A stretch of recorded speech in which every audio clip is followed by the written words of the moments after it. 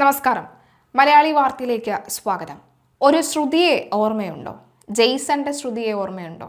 അച്ഛനും അമ്മയും സഹോദരിയും ഏറെ സ്നേഹിച്ച ജെയ്സനുമൊക്കെ തന്നെ വിട്ടുപിരിഞ്ഞിട്ടും താങ്ങായി തണലായി ഒക്കെ തന്നെ നിരവധി സഹായങ്ങൾ തന്നെ തേടിയെത്തിയപ്പോൾ പലരും ചേർത്തുപിടിച്ച അതേ കൈകൾ കൊണ്ട് തന്നെ സമൂഹ മാധ്യമങ്ങൾ വഴി സുഖിച്ച് ജീവിക്ക്, ഇനി നിനക്ക് എന്താണ് വേണ്ടത്, കൂടപ്പിറപ്പ് എല്ലാവരും പോയല്ലോ, ഇനി നിനക്ക് സർക്കാർ ജോലിയായി എല്ലാമായി, നിനക്ക് ഇനി എന്ത് ദുഃഖം എന്നൊക്കെ പറഞ്ഞ് സമൂഹ മാധ്യമങ്ങൾ കുറ്റപ്പെടുത്താറുണ്ട്.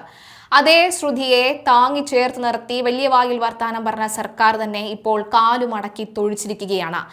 വയനാട് ചൂരൽമല ഉരുൾപൊട്ടൽ ദുരിതത്തിൽ സർവ്വതും നഷ്ടപ്പെട്ട ശ്രുതിക്ക് സർക്കാർ ടൗൺഷിപ്പിൽ വീട് നൽകണമെന്ന ചീഫ് സെക്രട്ടറിയുടെ ശുപാർശ മന്ത്രിസഭ തള്ളിക്കളഞ്ഞു. മാതാപിതാക്കളെയും സഹോദരിയെയും വീടും നഷ്ടപ്പെട്ട ശ്രുതിയുടെ അപേക്ഷയിൽ മാനുഷിക പരിഗണന നൽകണമെന്ന ചീഫ് സെക്രട്ടറി ഡോക്ടർ എ ജയതിലകിന്റെ കുറിപ്പ് മറികടന്നാണ് മുഖ്യമന്ത്രി പിണറായി വിജയന്റെ അധ്യക്ഷതയിൽ ചേർന്ന മന്ത്രിസഭാ യോഗം തീരുമാനം എടുത്തത്. ദുരന്തബാധിതർക്ക് സർക്കാർ നൽകിയ 2 ഓപ്ഷനുകളിൽ 15 ലക്ഷം രൂപ കൈപ്പറ്റാനായിരുന്നു ശ്രുതി ആദ്യം തീരുമാനിച്ചത്. സ്വകാര്യ സംഘടനകൾ വീട് നിർമ്മിച്ച് നൽകാം എന്ന് അറിയിച്ചതിനാലായിരുന്നു ഇത്.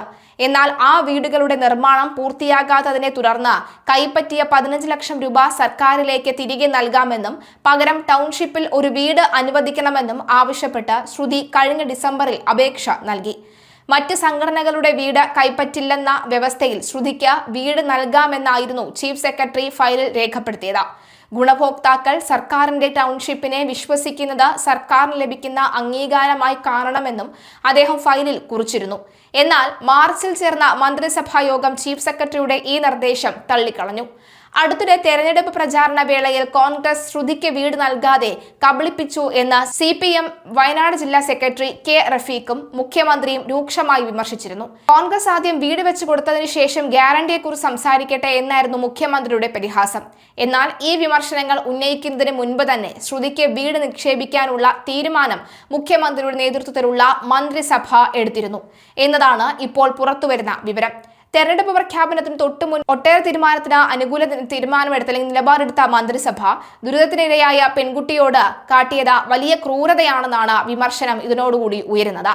പക്ഷേ ചിലർ പറയുന്നത് സർക്കാർ ജോലി നൽകി, അതുപോലെ തന്നെ 15 ലക്ഷം രൂപ നൽകി, എല്ലാം നൽകി അത്ര സുഖിപ്പിക്കാനായിട്ട് മറ്റുള്ളവർക്കും ഇതുപോലെ നഷ്ടപ്പെട്ട അമ്മയും അച്ഛനും നഷ്ടപ്പെട്ട നിരവധി ആളുകൾ വേറെയും ഇല്ലേ? അതുപോലെ തന്നെ സഹോദരങ്ങൾ എല്ലാവരെയും ഒറ്റയടിക്ക് നഷ്ടപ്പെട്ടവരില്ലേ? വീടിനെ നഷ്ടപ്പെട്ടവരില്ലേ? അങ്ങനെ ചോദിച്ച് സമൂഹ മാധ്യമങ്ങൾ രൂക്ഷമായ വിമർശനം ശ്രുതി കഴിഞ്ഞ കുറേ നാളുകളായി നേരിടുന്നുണ്ട്. മാത്രവുമല്ല, ഒരു സ്ലീവ്ലെസ് ആയിട്ടുള്ള ഡ്രസ്സ് ഇട്ട് ഒരു ഫോട്ടോ ഇട്ടാൽ പോലും നിനക്ക് ഇനിയൊക്കെ സുഖിക്കാമല്ലോ, സർക്കാരിന്റെ പണമല്ലേ നീ തിന്നു കൊഴുക്കുന്നതൊക്കെ അടക്കമുള്ള കമന്റുകൾ, അത്രയും രീതിയിലുള്ള കമന്റുകൾ പോലും ശ്രുതിക്ക് ഇപ്പോൾ സൈബറിടത്തിൽ കിട്ടിക്കൊണ്ടിരിക്കുകയാണ്. അപ്പോഴാണ് അതേ ടൗൺഷിപ്പിൽ തന്റെ അമ്മയും അച്ഛനെയും ഒക്കെ നഷ്ടപ്പെട്ട അതേ സ്ഥലത്ത് തന്നെ തനിക്കൊരു വീട് വേണം എന്നുള്ള ഒരു ആവശ്യം ശ്രുതി പറയുകയും സർക്കാർ തന്ന 15 ലക്ഷം രൂപ തന്നെ അത് അതേപടി എഴുതി നൽകാമെന്നും മറ്റ് സ്വകാര്യ കമ്പനിക്കാർ ഒക്കെ തന്നെ പറഞ്ഞ വീട് താൻ വാങ്ങുകയില്ല എന്ന് എഴുതി ഒപ്പിട്ട് തരാമെന്നടക്കം പറഞ്ഞിട്ടും മന്ത്രിസഭ ഈ ഒരു കാര്യം മുന്നോട്ട് കൊണ്ടുപോകാതെ ശ്രുതിയെ പൂർണ്ണമായും തള്ളിയത്. തീർച്ചയായും ഒരു പക്ഷേ അവർ കരുതി കാണും 15 ലക്ഷം രൂപയുണ്ടല്ലോ, വീട് വേണമെങ്കിൽ വെക്കാമല്ലോ, മറ്റ് അർഹതപ്പെട്ടവർക്ക് ലഭിക്കട്ടെ എന്ന്.